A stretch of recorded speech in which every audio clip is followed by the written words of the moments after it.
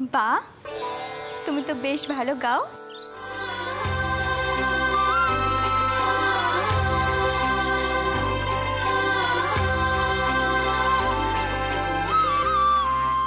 তা তোমার নাম কি ভাই? এই স্কুলে নতুন ভর্তি হলে বুঝি? আমি বোধহয় গান গেয়ে সকাল সকাল তোমাদের সবার ঘুম ভাঙিয়ে দিলাম না গো। আসলে আমি কাল রাতেই এখানে এসেছি, ভাগলপুর থেকে। আমার নাম কাদম্বিনী বসু। ও হচ্ছে প্রতিমা। ও আমার সঙ্গে ভাগলপুর থেকেই এসেছে। আসলে কি জানো, ভাগলপুরে রোজ বাবা মশাইয়ের সঙ্গে বেরোতাম সকালবেলা। সূর্যোদয় দেখতে দেখতে গান করতাম বাবা মশাইয়ের সঙ্গে। ওই জানলায় দাঁড়িয়ে গান করেছো? কে জানে কাদের কাদের ঘুম ভেঙেছে তোমার গান শুনে।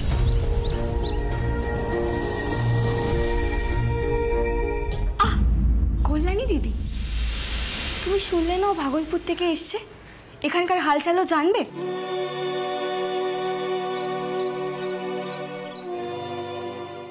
তুমিও না?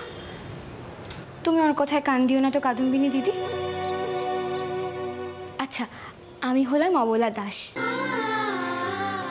আর ও হলো আমার দিদি সরলা, আর ও হলো পার্বতী রায়, আর ওই যে দেখছো ও হলো কল্যাণী রায়, মানে আমাদের কল্যাণী দিদি। আর ওই যে ওখানে দাঁড়িয়ে আছে দেখতে পাচ্ছ, ও হলো উমা, উমা মুখোপাধ্যায়।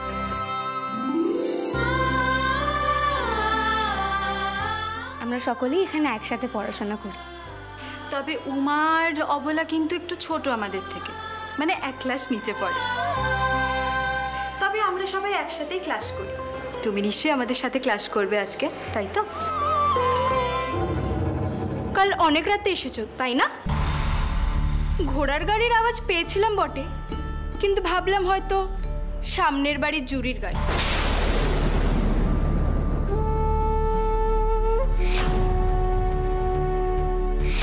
হ্যাঁ, আরেকটা ঘোড়ার গাড়িও তো ছিল আমাদের গাড়ির পেছনে।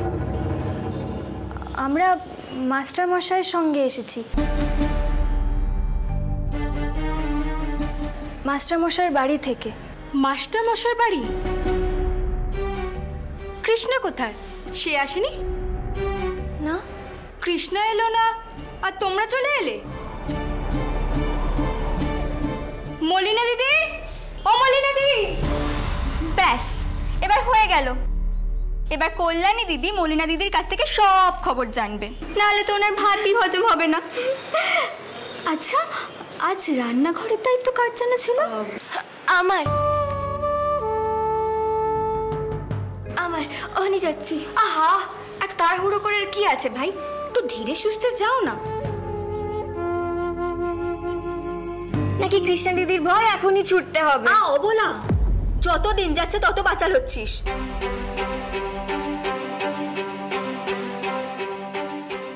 কাদম্বিনী, আমরা এখন আসি।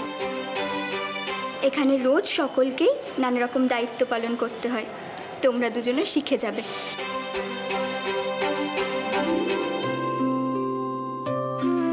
আমি আসি, ক্লাসে দেখা হবে।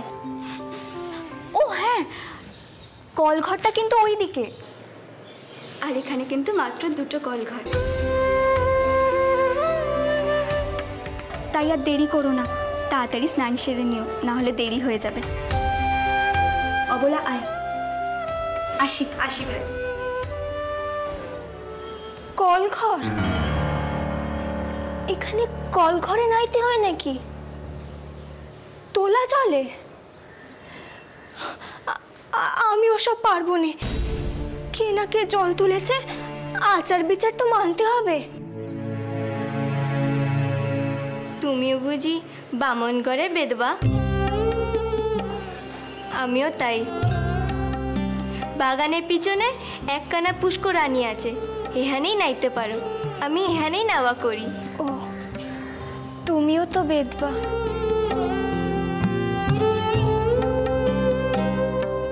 আসো, তুমি আমার লগে আসো।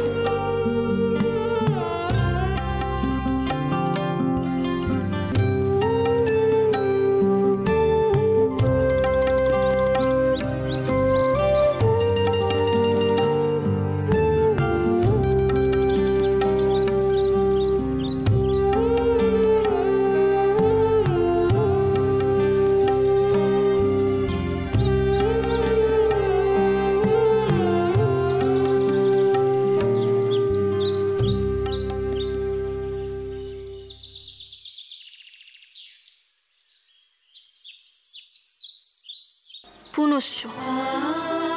একখানা কথা আপনাকে না কহিয়াও শান্তি পাইতেছি না বাবা মশাই। আপনারা যতই প্রচেষ্টা করুন স্ত্রী শিক্ষা প্রসারের জন্য, আমাদের মেয়েদের কুসংস্কার মুক্ত হইতে এখনো যে কত যুগ লাগিবে তা জানা নাই। হয়তো এই শেষ কথাগুলি বাকি পত্রের সহিত বেমানান, কিন্তু ইহাই বাস্তব। এই আধার দূর করিতে হইলে মেয়েদের নিজেদেরই জাগ্রত হইতে হইবে। প্রণামান্তে আপনার স্নেহের মিনুমা।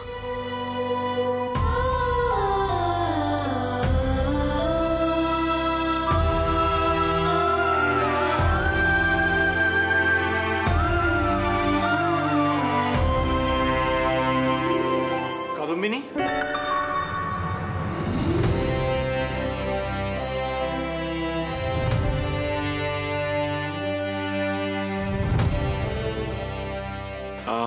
বলছি তাড়াতাড়ি তৈরি হয়ে নাও।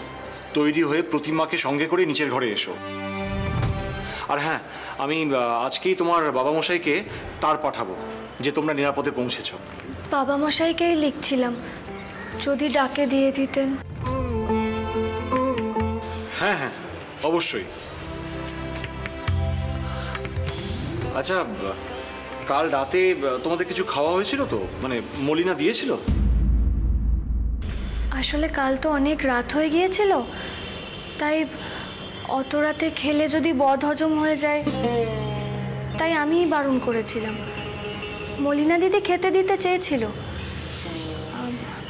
একবেলা না খেয়ে থাকলে কিছু হবে না। মলিনা, আগে রান্নাঘরে গিয়ে কত অগো কিছু খাইতে দিতে, এর পর বাকিতে জল খাবার তৈরি হইব। যা। আইগা।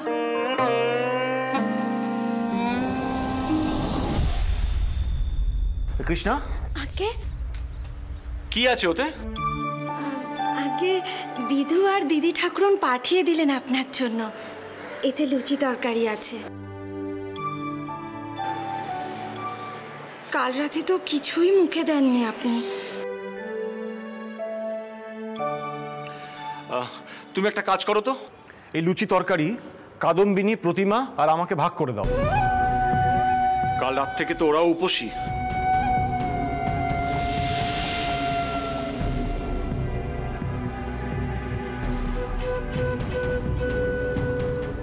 কাদম্বিনী,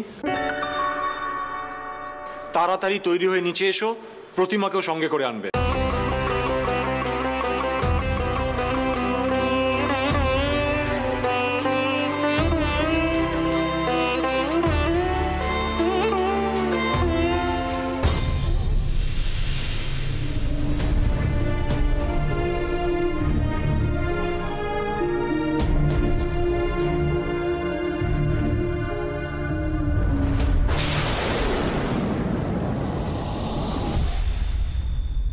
হ্যালো, মুখখানা একেবারে শুকিয়ে গেল।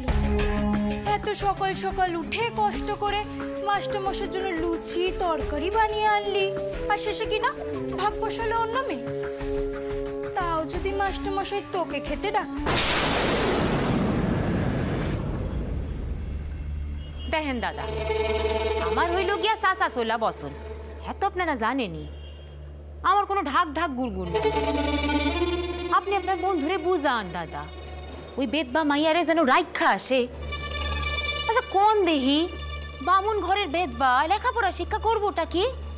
আর এই নিয়া কম ঝামেলা হয় নাই। এখন তো আবার হিন্দু সমাজের মাথারা খেপটা উঠছে, হয়তো আপনি খুব ভালো কইরাই জানেন।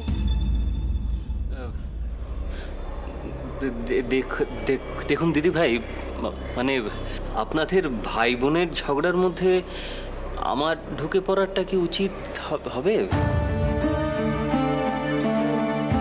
তবে যদি আপনি আমাকে জিজ্ঞেস করেন যে বিধবা মহিলাদের লেখাপড়া প্রসঙ্গে, আমি কিন্তু বলবো তাদের সব থেকে বেশি করে লেখাপড়া করা উচিত।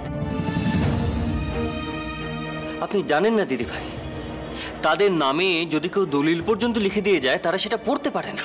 কতটা কষ্ট তাদের, কতটা দুর্দশার মধ্যে তারা রয়েছে। কালই কোর্টে আমার এইরকম একটা মামলা ছিল। আর সব থেকে বড় কথা, সবার তো আর দ্বারকানাথের মতো দাদা নেই। দেখেন দাদা, আমি অত শত বুঝি না। আমি চাই না আমার দাদা অন্যের উপকার করতে গিয়া বিপদে পড়ুক। হ্যাঁ, একখান সমস্ত মাইয়া আছে, হ্যাঁ বিয়া শাদী নিয়া কোনো মাথা ব্যথা নাই, খালি কতগুলা উটকা কাম লইয়া বিপদ বাড়াইতেছে।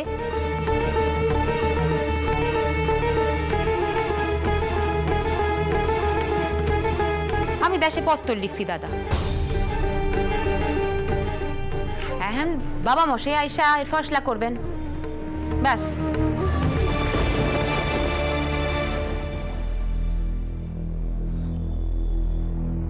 কাকাবাবু, বলছি আপনি কি আজ একবার স্কুলে যাবেন? না মানে কাল রাতে না বাবা মশাই বেজায় চটে গেছিলেন। দোষ আমারই, আমি আসলে পিসিমাকে সামলাতে পারিনি। আর আমার জন্য দুজন অতিথি না খেয়েই চলে গেল। আমার আমার এত খারাপ লাগছে না। আরে দূর, তুই একা কি করবি বলতো পাগলি? হ্যাঁ, এই প্রত্যেকের মান অভিমান রাগ ভাঙানোর দায়িত্ব কি তোর উপর? তুই একাই সব করতে পারবি? আর তোর বাবা মশাই মানে দ্বারকানাথের মেজাজটাই সত্যি গরম। এটা কিন্তু তোদের বংশের রোগ। চিন্তা করিস না, দেখছি কি করা যায়। মিনুকেও তো একবার দেখতে হবে। তবে সত্যি জানিস, ওরা কিন্তু বড় ঝুঁকি নিয়ে কলকাতায় এসেছে, বড় ঝুঁকি নিয়ে। মাস্টারমশাই, আসবো?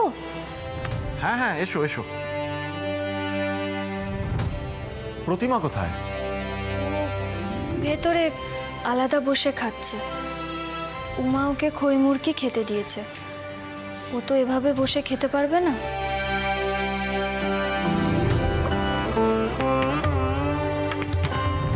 সংস্কার এত সহজে যাওয়ার নয়। যাই হোক, তুমি বসো। মাস্টারমশাই, আমি ভেতরে গিয়ে খাই। কেন ভেতরে কেন? এখানে কি কারো ছোঁয়াচে রোগ হয়েছে, নাকি জায়গাটা এতটাই অপরিষ্কার যে তুমি এখানে বসে খেতে পারবে না? দেখো কাদম্বিনী, আমি তোমাকে রোজ রোজ এভাবে খেতে ডাকবো না। এটা স্কুল, এখানে সব ছাত্রীরা একসঙ্গে বসে খায়। কিন্তু গতকাল তুমি আমার অতিথি ছিলে, আমার বাড়ি থেকে না খেয়ে চলে এসেছো, রাতে অভুক্ত ছিলে। তাই তুমি আমার সঙ্গে বসে খেলে আমার ভালো লাগবে। বসো।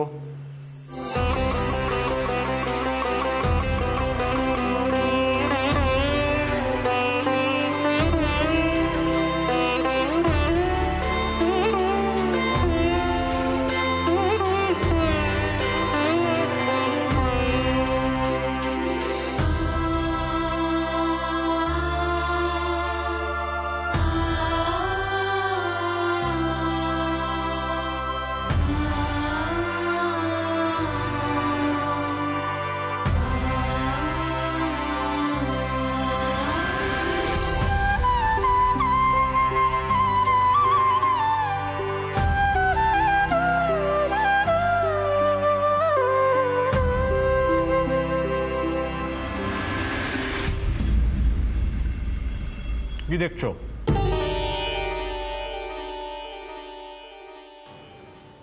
না খেলে লড়াই করবে কি করে?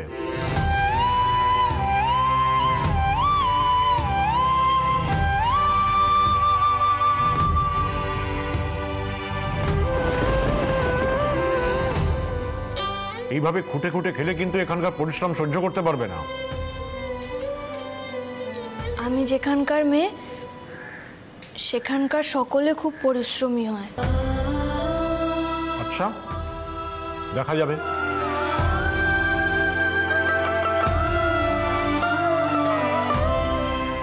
কড়া মাস্টার বলে কিন্তু আমার খুব বদনাম আছে।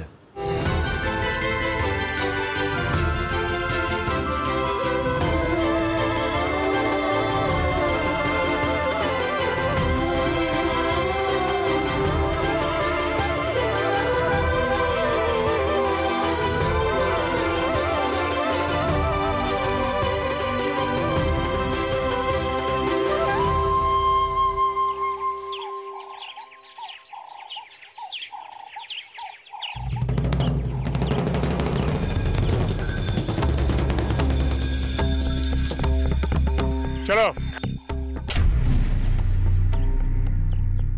रजा बाबू, राम राम मास्टर जी।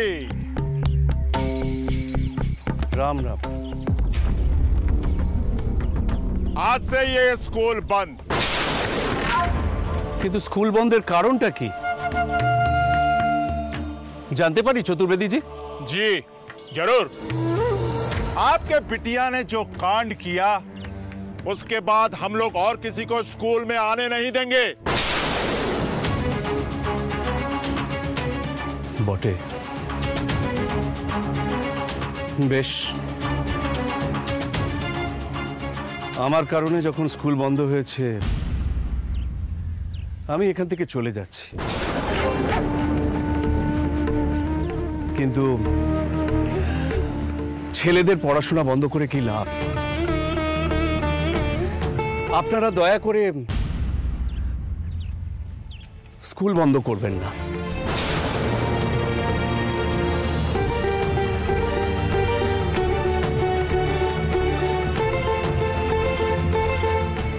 ব্রজবাবু,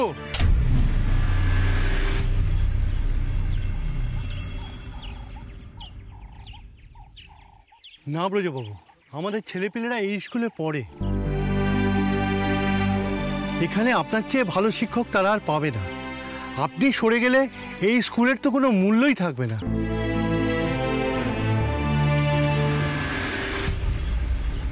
ঠিক কথাই তো বলেছেন পরিমল বাবু। ব্রজবাবুর মতন পণ্ডিত কোথায় পাওয়া যাবে? আরে দাঁড়ান দাঁড়ান, উনি তো দিব্যি মাস্টারি করছিলেন, আমরা তো ওনাকে বাধা দিইনি। ওই গ্রামের ব্রাহ্মণ ঘরের বিধবাকে নিয়ে ওনার মেয়ে ওই পালাবার তাল করলেন কেন? হ্যাঁ বলুন দেখি। কিন্তু এসব ব্যাপারে ওনার কোনো আপত্তি দেখছি না। দেখুন, আমি দ্বারকানাথ বাবু এবং আমার মেয়ের কাজকে সম্পূর্ণরূপে সমর্থন করি।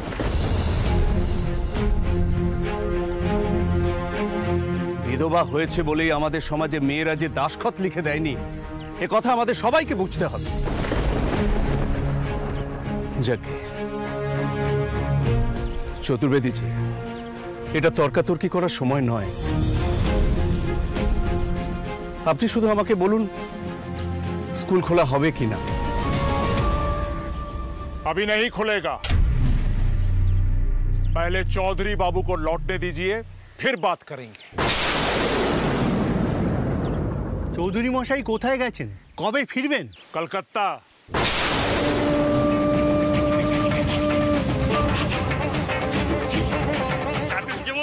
এই বৌমাকে তো আর জলে ভাসিয়ে দেওয়া যায় না, তাই চৌধুরী মশাই ওটা ফায়সালা করেই ফিরবেন।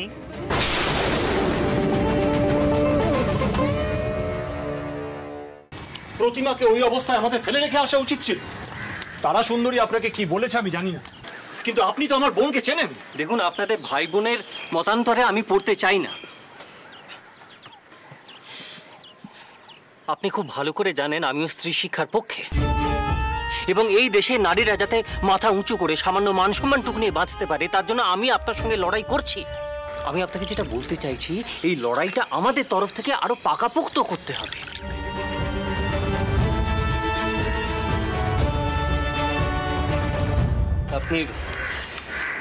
আপনি জানেন কি না জানি না, চন্দ্রবাবু মানে চন্দ্রমোহন মিত্র মহাশয়, আপনি যে কুলীন বিধবাদের আপনার স্কুলে নিয়ে এসে শিক্ষাদান করছেন এই ব্যাপারে তিনি খোঁজ নিয়েছেন, এবং আমার বিশ্বাস তিনি আপনাকে বিপদে ফেলবেন। আমি যেন ওদের ভয় পাই। আমরা আপনাকে খুব ভালো করে চিনি দ্বারকানাথ বাবু।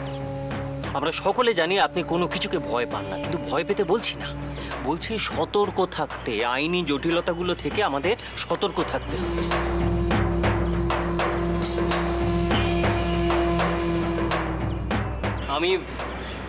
আমি বেশি কিছু বলছি না দ্বারকানাথ বাবু, কিন্তু ধরুন যদি প্রতিমাকে কোথাও জবানবন্দি দিতে হয়, তখন সে